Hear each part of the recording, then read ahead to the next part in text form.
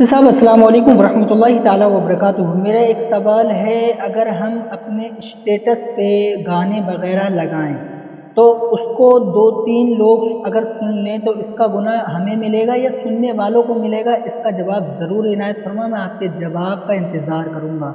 وعلیکم السلام ورحمۃ اللہ تعالیٰ وبرکاتہ۔ بھائی نے سوال کیا ہے، اگر ہم اپنے اسٹیٹس وغیرہ پہ گانے کی ویڈیوز یا گانے وغیرہ لگاتے ہیں تو اس کا گناہ ہمیں ملے گا، یعنی جس نے لگایا اسے ملے گا، یا اسے جو دیکھیں گے انہیں ملے گا؟ تو بھائی نے بہت اچھا سوال کیا ہے، ماشاءاللہ، اللہ تعالیٰ ہمارے بھائی کی عمر میں، ان کے علم میں اضافہ فرمائے۔ دیکھیے بھائی، اگر کوئی بھی شخص گانے وغیرہ کی اگر ویڈیوز یا گانے وغیرہ یا گانوں میں فوٹو وغیرہ لگاتا ہے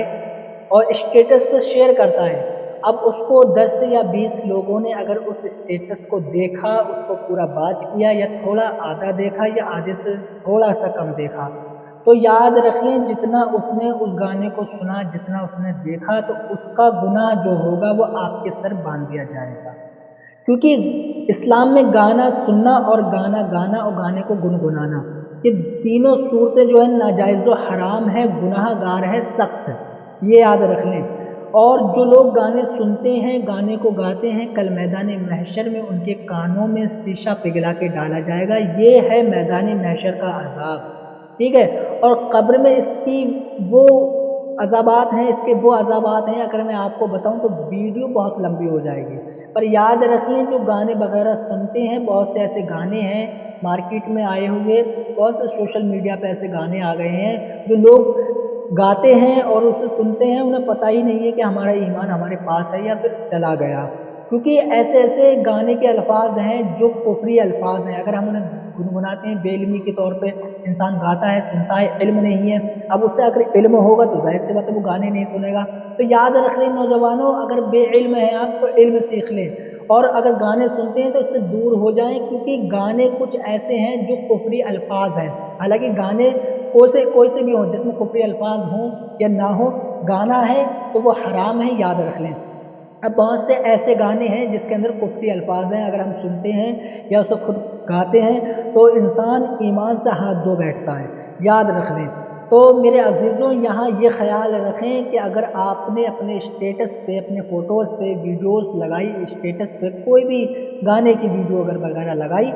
تو یاد رکھ لیں اگر اسے 10 لوگوں نے دیکھا، 20 لوگوں نے دیکھا، 100 لوگوں نے دیکھا، 1000 لوگوں نے دیکھا،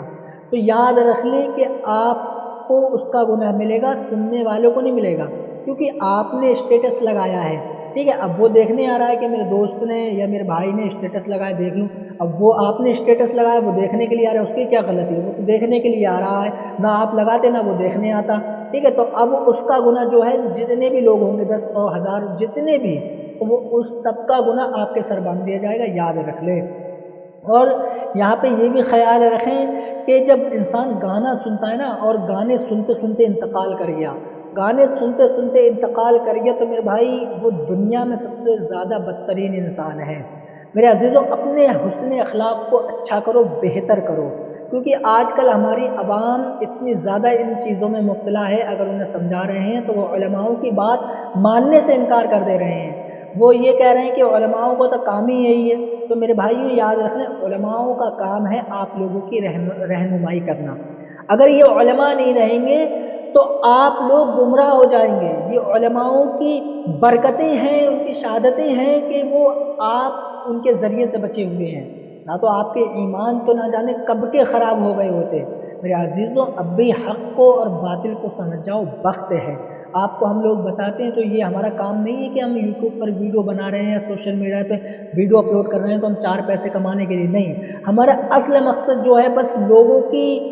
اصلاح کرنا ہے، ہمیں اپنی اور لوگوں کی اصلاح کرنا ہے، ٹھیک ہے؟ ایسا نہیں کہ عالم کبھی غلط نہیں ہوتا ہے، مفتی کبھی غلط نہیں ہوتا ہے، ان سے بھی غلطیاں ہوتی ہیں، وہ بھی انسان ہے، آپ بھی انسان ہیں، آپ سے بھی غلطیاں ہوتی ہیں، مگر ہاں،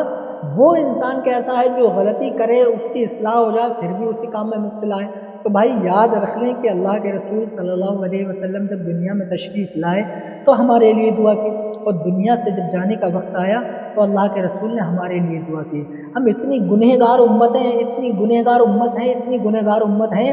ہمارا عمل تو اس لائق ہے کہ آسمان ہمارے سر پہ گر جائے، ہمارا عمل اتنا ہے، اتنا ہے، اتنا ہے کہ آسمان ہمارے اوپر گر جائیں، یاد رکھ لیں، کیونکہ آپ سمجھ سکتے ہیں ہم اتنے گناہ گار ہیں، اتنے گناہ گار ہیں، ذرہ بھر بھی ہمارے حسن اخلاق میں نیکیاں نہیں ہیں، ہمارا حسن اخلاق اچھا نہیں ہے، ہمارے نامہ اعمال میں نیکیاں نہیں ہیں، ہمارے اعمال تو ایسے ہیں، ہمارے اعمال ایسے ہیں کہ اگر رب میرا چاہے تو ہمیں عذاب میں مبتلا کر سکتا ہے، مگر وہ کیوں نہیں کرتا ہے؟ وہ جانتا ہے کہ میری محبوب کی امت ہے، میرے محبوب کی امت ہے، کبھی نہ کبھی حق کو سمجھے گی اور مجھ سے توبہ کرے گی۔ میرا رب فرماتا ہے اے فرشتوں، بندے کی اچھائی اور برائی فوراً لکھ لو، ٹھیک ہے، مگر اللہ نے اس جگہ پر حکم دیا ہے جب بندہ نیکی کرے تو فوراً لکھ دی جائے، اور جب گناہ کرے تو اس کو جب تک مت لکھو جب تک وہ نیند کے لیے، سونے کے لیے نہیں جائے، یعنی بندہ جب رات کو سوتا ہے تو سونے سے پہلے اس ٹائم تک اس کے لیے مہلت ہے کہ وہ سونے سے پہلے اللہ سے توبہ استغفار کر سکتا ہے، اللہ سے اپنے گناہوں کی توبہ کر سکتا ہے، اللہ سے فریاد کر سکتا ہے میرے رب میں کبھی بھی گناہ نہیں کروں گا۔ اس کے پاس جب تک کا ٹائم ہوتا ہے، اور جب بندہ سو جاتا ہے تب اس کے نامہ اعمال کے جو فرشتے ہوتے ہیں تب اس کی وہ گناہ لکھتے ہیں، تب اس نے کیا کیا، گالی کس کو دی، اس نے چوری کی، جھوٹ بولا، غیبت کرا، تب اس کے وہ گناہ لکھ دیے جاتے ہیں، مگر نیکی فوراً لکھ دی جاتی ہے۔ میرے عزیزوں اب بھی وقت ہے، سدھر جاؤ، اچھے اخلاق کو اپنا لو اور شریعت مطہرہ کے پابند ہو جاؤ۔ اللہ پاک سے دعا ہے اللہ پاک ہمیں شریعت مطہرہ کا پابند بنائے، حق بولنے کی توفیق عطا فرمائے۔ السلام علیکم ورحمۃ اللہ تعالیٰ وبرکاتہ۔